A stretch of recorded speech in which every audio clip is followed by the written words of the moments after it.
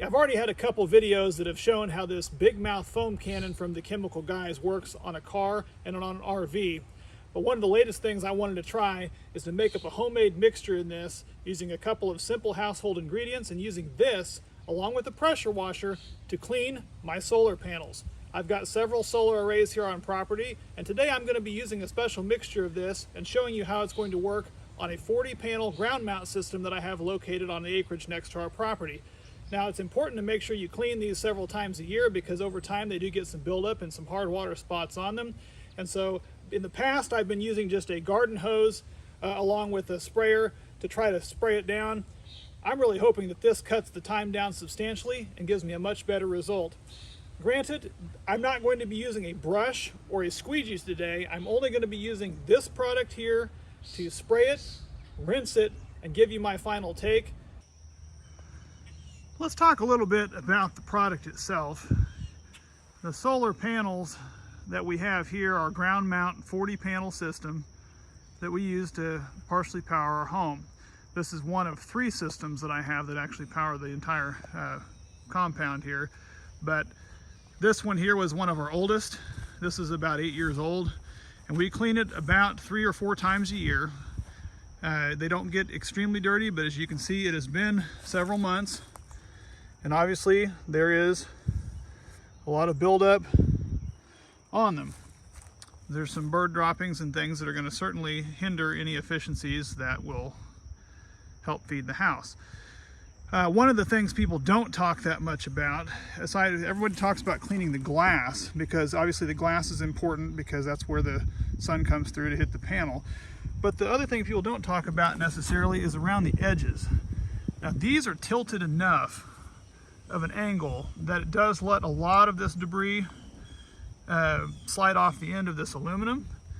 But if panels are tilted a little bit less, this dirt on the bottom actually can build up enough over the edge of this that will actually really hinder a lot of your solar intake. So you've got to make sure as you're cleaning these to make sure to get all the edges and everything of these, as well as knocking off any of the droppings and so forth, and making sure that they clean all around the edge. And so as you can see, not a lot of shine, pretty dull. The other thing that people don't talk about that much is when to clean it. And I'm not talking about how many times a year to clean it. I'm talking about what time of the day to clean it. The best time you can clean these is early in the morning. The second best time I would say would be right as it gets into dusk after it has had a chance to cool down, because here in the summer we get about 100+ degree days, full sun. These panels can easily heat up, I don't know, I would guess around 130 to 140 degrees. And if you go putting cold water on those, you got a chance you could just end up cracking the glass on these panels. So I would definitely recommend doing it in the mornings, and that will certainly save you the chance of doing damage to your panels. Let's talk a second about what we're going to be using to clean all these panels. All I'm going to use to clean this is a pressure washer. Again, you don't want to use the pressure washer and crank it down and point it directly at any kind of panel or anything, or you're going to end up possibly penetrating seals around the edges. It can cut right through it. So we're going to be turning that on, throttling it way back. But the only reason why I'm using it is because I can use it to power our Chemical Guys foam cannon with an adjustable tip on that, which will then allow you to stand in the middle or walk along the edge here and just hit the full length of these and go all the way down with our solution. And I'm going to show you how to mix up that solution right now. In mixing this today, we're going to be using our Chemical Guys big mouth foam cannon canister that it came with. This is the product itself, and of course we'll put a link down below if you have any questions or decide you wish to go ahead and purchase this for yourself. But on the back of this, there actually is some ounce markings that are on the back of this, and that's kind of what I'm going to be using as a gauge to try to add some of this in here. Now, there's a big debate on what you should use to clean your solar panel and what you should not use. And I'm sure there's a lot of people out there that are going to say you absolutely should not use anything but water to clean your panels. Personally, I find that it's fine as long as you're using chemicals that are not harsh and you're diluting them enough. It kind of adds the extra ability to, 1, encapsulate the dirt to pull it off of there, and 2, to remove some hard water spots that have built up over time. So for me, what I like to do is take some Dawn hand soap, dish soap, excuse me, and go ahead and add about 5 ounces of this into your canister. And again, it seems like a lot. This will be getting diluted down and being mixed with water as well. And so when it goes through, it's not going to be putting that straight on there. Also, we're going to be putting in some distilled vinegar. This is a Hy-Vee brand. It's whatever brand, it doesn't really matter. Just some kind of an acidic product that's going to mix in it to help take off hard water spots. And we're going to go ahead and put about half of this in here, which is going to take it up to about the 20-ounce mark. And then I'm going to go ahead and top off the rest of this just using some hot water just to help it mix together. Again, not necessary, but if you've got the access to hot water, it's kind of nice just to add it in there just to dilute that down a little bit inside the container. And then we're going to go ahead and put the lid on and shake it up. Now this Chemical Guys foam cannon we have shown in videos to wash your car as well as to wash an RV.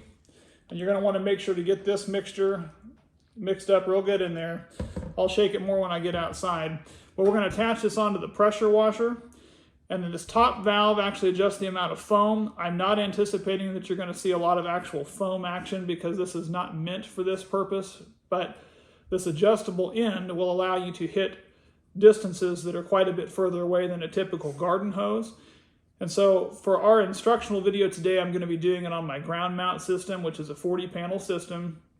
But you could use this to turn it down to a 0 degree and actually hit some lower lying panels on a roof and possibly able to hit it all from the ground without having to get up on the roof, which would obviously save you a lot of trouble and a lot of danger.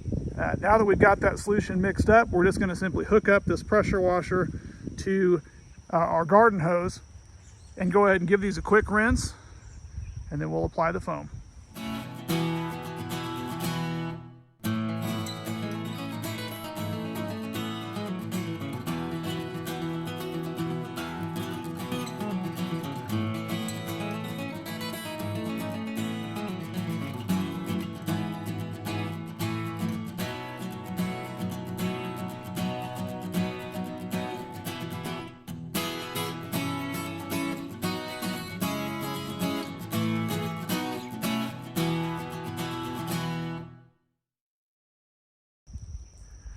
After that quick rinse, they're already looking worlds better. Even with just the water, you can actually start to see the reflection on there. Now granted, they're still a little bit wet and dripping off there.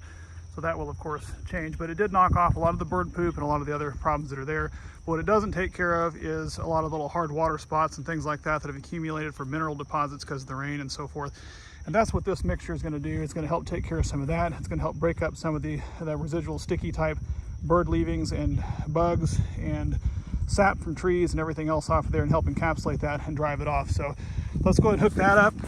And in order to do that, you're going to have to disconnect any kind of quick tip that you've got, like I was using here on the end of mine. It leaves you this. And then you're going to connect it into the quick connect on the back of the Chemical Guys product right there. And then we're going to start to foam. Now I'm going to go ahead and crank the foam all the way up as maximum as it can be and adjust this tip when I do it. Again, not expecting to see a lot of foam, but I want it to be on there enough that it will give it a chance to sit for a minute or so, and then I'm going to pressure rinse everything off and we'll give you our final take.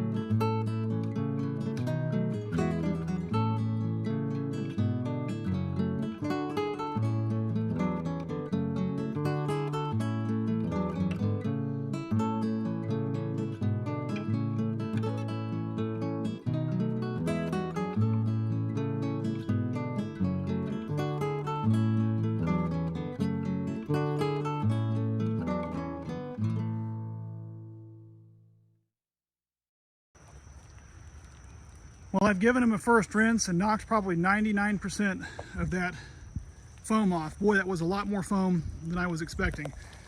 In coming up here, actually up close to the panels, I can feel them, I can see my reflection in them. It's got most of the stuff off of there. It did clean a lot of the buildup off of there.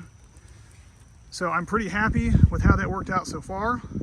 As you can see, they're still wet. What I'm probably going to do is just give it one final rinse, just starting at the top and working my way back just one last time before the sun gets here, just so that I can go ahead and make sure all that soap and vinegar is off of there. I will mention, this would be worlds easier if you could hit this from the backside and knock it downhill. Obviously, rather than pushing it uphill, water likes to go downhill, so if you're doing this on a roof, this would go a lot faster than trying to start at the top and blow this stuff off and then work your way down from the front side. But it's worked out pretty good, and it hasn't taken that long to do, and that's the nice part. Now, another thing people will say is, how come you didn't use a brush to brush this off and a squeegee to dry it off? To each their own. Some people do, and that's fine. I want to try to not scratch the glass any more than I have to, and it worries me about putting a brush or a rag or something and just rubbing it all over the top of this thing to dry it off, because I'm worried that I'll end up scratching it or getting a piece of bird seed or something underneath there and end up dragging it across there and etching the glass. So my hope is, by doing this, yeah, it may not get it quite as clean right now, but the first time that it rains, it's not going to matter anyway. But I will hit it one more time and let it dry, and we'll see if it's got any of those water spots left. But I have a feeling that most of those are probably going to be gone even without drying it. And there it is. They've been drying now for a good hour and a half. The sun is out. It's about 8:30 in the morning. As far as I can tell, they're clean. I do see there's a few little areas that the bird droppings have etched a little bit in there that didn't quite come off, but for the most part, I mean, these turned out really good. Do they look as good as they did when they were brand new 8 years ago? Well, no, but they're 8 years old. Do they look pretty good considering? I think so. And I think that they're going to be able to produce a lot more, probably I would guess anywhere from 10 to 15% more than they have been with all that stuff coating them. And it should stay this way for quite a while. And again, all the hard water spots are gone, so I definitely consider this a win. And it only took about a half an hour to do. So doing it a couple times a year to help improve the performance and lifespan of your panels, I definitely recommend it. Thanks for watching. Please like and subscribe.